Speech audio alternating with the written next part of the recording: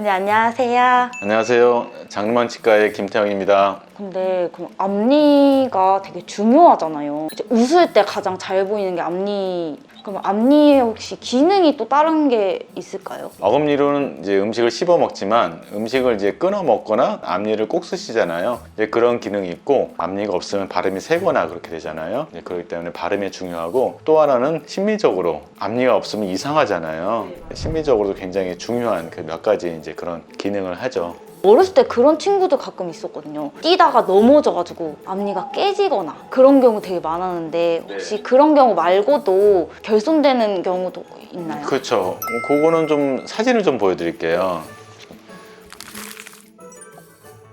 잇몸병, 치주질환 때문에도 이제 앞니를 이제 뽑게 되고요. 외상으로 인해서 앞니가 그냥 탁 부러져서 뿌리만 심하게 남아서 이제 뽑고 임플란트를 이제 하게 되는 그런 경우가 되겠습니다. 이런 경우가 또 이제 앞니 상실의 또 원인이 된 경우도 있고요. 또 하나는 앞니의 충치가 더 심해서 부러진 경우. 앞니는 꼭 임플란트를 해야 되는 거예요? 꼭 임플란트를 해야 되는 거라기보다는 임플란트를 이제 할 수 없는 경우가 거의 없기 때문에 대부분은 다 임플란트로 해결이 가능합니다. 그러나 이제 제한적인 경우에는 임플란트보다는 이제 브릿지로 이렇게 해야 될 경우도 있고요. 그래서 그거는 상황에 따라서 다양하기 때문에 일반적으로 이제 뭐 임플란트만 꼭 해야 된다 이런 것은 없어요. 모든 임플란트와 마찬가지로 임플란트를 심고 기둥을 올리고 이를 씌우는 그런 방법을 하게 되는데요. 조금 종류별로 많이 달라요. 이 환자분은 여기 잇몸이나 뼈가 잘 남아있기 때문에 임플란트를 잘 심고 이를 하게 되면 치료기간도 비교적 3-4개월 안에 끝나고, 근데 이런 환자분 같은 경우는 이를 뽑고 뼈 이식하고 잇몸 이식을 동반하면서 임플란트를 심고 이를 이제 이렇게 씌워서, 이런 경우는 적어도 5-6개월 이상 이제 기간이 걸립니다. 그러나 이런 환자 같은 경우에는 뼈가 워낙에 얇기 때문에 뼈 이식을 먼저 해놓고 5-6개월을 기다린 다음에 그 다음에 임플란트를 심고 그리고 몇 개월 있다가 이를 씌우고 이렇게 하는 방식으로 하기 때문에 앞서 두 환자와는 달리 훨씬 더 시간이 오래 걸려서 한 1년 가까이 그렇게 걸리는 차이가 좀 다양합니다.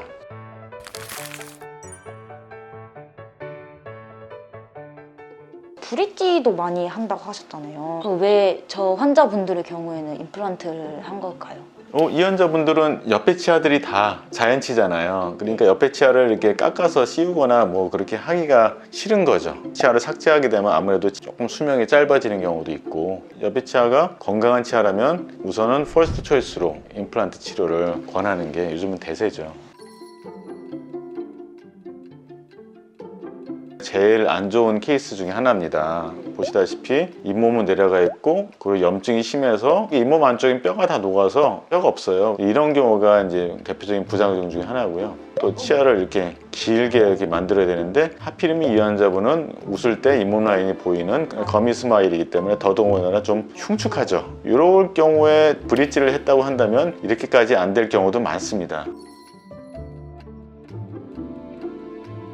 여러 가지 원인이 있겠는데, 우선은 임플란트를 정확한 위치에 심지 못한 거, 뼈가 너무 얇은데 무리하게 임플란트를 심은 거, 잇몸 이식이라든가 이런 걸 하지 않고 하는 경우도 있겠고요. 그 식립 각도가 중요하다고 하셨잖아요.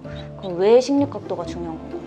앞니 임플란트에서 가장 중요한 것은 그 임플란트를 정확하게 심는 각도하고 위치입니다. 보통 치아가 빠지기 전이라면 바깥쪽에 있는 뼈가 되게 얇아요. 되게 1mm도 안 됩니다. 얇습니다. 그리고 입천장 쪽은 오히려 좀 두꺼워요. 그런데 이게 이를 뽑게 되면 치조골이 리모델링 되면서 여기가 다 이렇게 쭈그러듭니다. 그런데 임플란트를 원래 치아의 위치에 있던 여기다 심어버리면 그냥 임플란트가 바깥으로 튀어나와 보이겠죠. 그러니까 임플란트를 이 안쪽에 뼈가 있는 쪽으로 더 집어넣어서 이 각도대로 심어야 되는 거예요. 이게 아주 핵심 포인트입니다.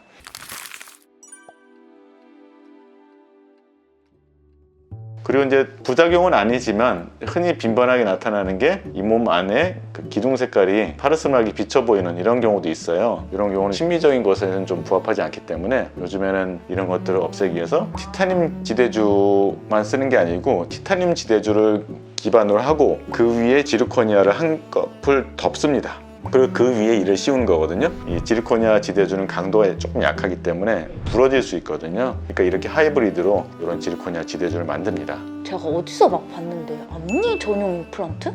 그런 것도 있다고 하던데 진짜 있나요? 앞니 전용 임플란트라기보다는 앞니는 이제 공간도 좁고 뼈도 얇고 그러기 때문에 앞니에 쓸 수 있는 좀 얇고 튼튼한 임플란트, 그거를 말씀하시는 것 같아요. 이제 앞니 전용 임플란트로 나온 건 아니지만 거의 앞니 전용으로 많이 쓰죠, 사실은.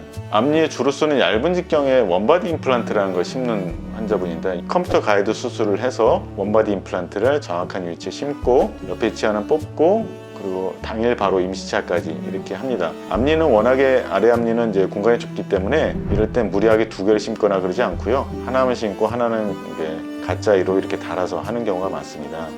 어금니는 보통 5mm 이상 정도는 쓰는데 아래 앞니 같은 경우는 한 2.5mm, 3mm 이하짜리로 직경을 심습니다. 그래서 나중에 이제 최종적으로 지리코니아 크라운을 이제 씌워드렸는데요. 환자분도 뭐 아주 만족하게 잘 쓰시고 계십니다.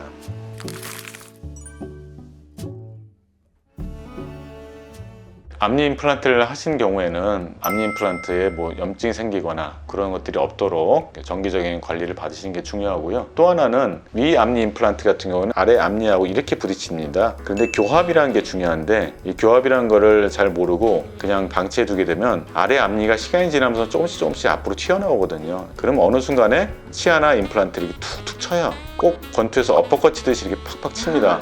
그러면 멀쩡하던 치아도 그렇고 앞니 임플란트도 그렇고 힘을 너무 많이 받게 되면 문제가 생기거나 나사가 풀러지거나 아니면 임플란트가 부러지거나 그런 경우도 가끔 발생할 수 있습니다. 이런 것도 굉장히 중요하기 때문에 치과 선생님과 상의하셔서 이제 받으시는 게 중요합니다.